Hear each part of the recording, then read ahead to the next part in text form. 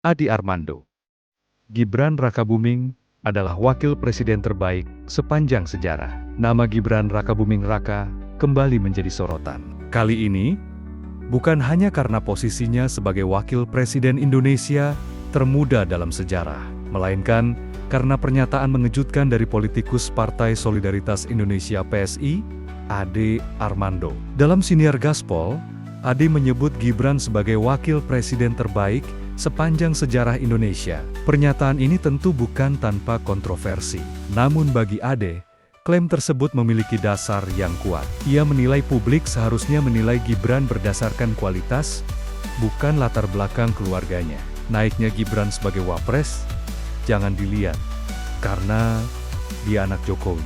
Gibran itu adalah faktor yang menaikkan suara Prabowo, ujar Ade dalam siniar tersebut. Menurut Ade, publik terlalu cepat menilai Gibran sebagai simbol dinasti politik tanpa mempertimbangkan kiprahnya di lapangan.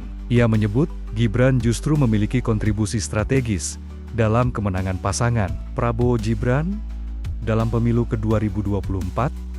Dalam pandangan Ade, elektabilitas Prabowo meningkat karena kehadiran Gibran, bukan sebaliknya. Ade tidak menampik bahwa status Gibran sebagai putra Presiden Joko Widodo memengaruhi persepsi publik, namun ia mengajak masyarakat untuk menilai secara objektif berdasarkan prestasi dan kinerja, bukan sentimen politik. Saya ingin publik berhenti melihat Gibran hanya sebagai anak Jokowi. Lihat bagaimana ia berkomunikasi, bagaimana ia tampil dalam debat, dan bagaimana ia membawa isu-isu ke ruang publik, ujar Ade. Salah satu hal yang dipuji Ade dari Gibran adalah gaya komunikasinya yang dinilai sangat relevan dengan generasi muda. Ia menyebut Gibran mampu menggunakan media sosial secara efektif, menghadirkan pesan-pesan politik dengan cara yang ringan namun tajam. Bandingin sama siapa? Saya memuji dia bikin video-video kayak gitu, ujar Ade, menyinggung konten kreatif Gibran di berbagai platform media sosial. Ade menilai bahwa pendekatan komunikasi Gibran sangat cocok untuk zaman sekarang. Alih-alih menggunakan gaya formal, Gibran menyampaikan pesan melalui seletikan-seletikan ringan yang syarat makna. Ia berbicara dengan bahasa generasi muda, tapi tetap menyentuh isu-isu penting. Menurut Ade, komunikasi model ini bukan berarti tidak serius, melainkan mencerminkan kecerdasan dalam memahami audiens. Orang ini keren, anak ini pintar. Kalau saja dia diberi kesempatan lebih luas, saya yakin dia bisa menjadi tokoh besar bangsa ini, tambah Ade. Ade juga mengungkit debat Cawapres Pemilu 2024 sebagai bukti nyata kualitas Gibran. Dalam debat tersebut, Gibran berhadapan langsung dengan tokoh-tokoh besar seperti Mahfud MD dan Muhaimin Iskandar. Penampilan Gibran disebut Ade sebagai salah satu yang paling mengesankan, bahwa dia ketika debat dulu sampai menjatuhkan Pak Mahfud. Menurut saya itu sangat merepresentasikan kemampuan dia, kata Ade.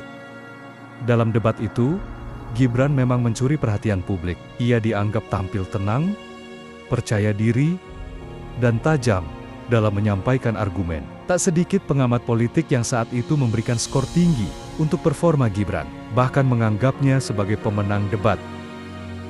Ade menilai kemampuan Gibran dalam debat menunjukkan bahwa ia bukan hanya simbol politik semata. Ia adalah pemimpin muda dengan pemikiran matang dan siap bersaing di tingkat nasional. Ini, menurut Ade, adalah kualitas yang tidak bisa dimiliki semua orang, apalagi dalam usia muda. Ade menyadari bahwa banyak pihak masih meragukan kapasitas Gibran, namun ia tidak tinggal diam. Dalam siniar yang sama, ia bahkan secara terbuka menantang siapapun untuk membuktikan bahwa Gibran tidak layak menjadi wakil presiden. Saya ingin men-challenge siapapun yang mempertanyakan Gibran sebagai wapres. Kasih contoh bahwa dia itu nggak perform. Di mana contohnya? Goblok, tolol, ngaco, mana? Saya yakin nggak ada, tegasnya. Pernyataan ini bukan hanya bentuk pembelaan terhadap Gibran, tetapi juga desakan kepada publik agar lebih kritis dan adil dalam menilai seorang pemimpin. Ade menyayangkan, masih banyak yang hanya berfokus pada narasi negatif tanpa bukti konkret. Menurutnya, jika memang Gibran tidak layak, Seharusnya ada indikator nyata yang bisa ditunjukkan. Tapi sejauh ini, menurut Ade, tidak ada satupun bukti yang menunjukkan bahwa Gibran gagal atau tidak kapabel. Menutup pernyataannya, Ade menyampaikan optimisme terhadap masa depan Gibran. Ia meyakini bahwa jika Gibran terus diberi ruang untuk berkembang, ia bisa menjadi tokoh penting dalam sejarah Indonesia. Bukan hanya sebagai wakil presiden, kalau saja dia dikasih kesempatan lebih, dia mungkin bisa menjadi seseorang, tuturnya. Gibran disebut memiliki semua elemen yang dibutuhkan seorang pemimpin masa depan. Kecerdasan, kemampuan komunikasi, kepekaan terhadap isu, serta gaya kepemimpinan yang cocok untuk generasi muda. Pernyataan Ade Armando tentu memancing perdebatan, namun, di balik itu, ada pesan yang ingin disampaikan. Berhentilah menilai seseorang hanya berdasarkan silsilah atau stigma politik. Lihat prestasinya, lihat cara berpikir dan gagasannya. Apakah Gibran benar-benar wakil presiden terbaik sepanjang sejarah Indonesia? Itu tergantung dari bagaimana kita mendefinisikan terbaik. Tapi satu hal yang pasti, menurut Ade Armando, Gibran bukan sekadar anak presiden. Ia adalah pemimpin muda yang sedang membentuk identitas politiknya sendiri, dengan cara yang tak biasa, tapi penuh potensi. Dan di titik inilah, publik ditantang berani melihat Gibran lebih dalam, atau tetap terjebak dalam prasangka. Tetap berpikir jernih, dan jaga nalar Anda. Dan itulah pandangan tajam dari Ade Armando. Terima kasih telah menonton. Kalau menurut kamu, Gibran layak atau tidak? Tulis pendapatmu di kolom komentar.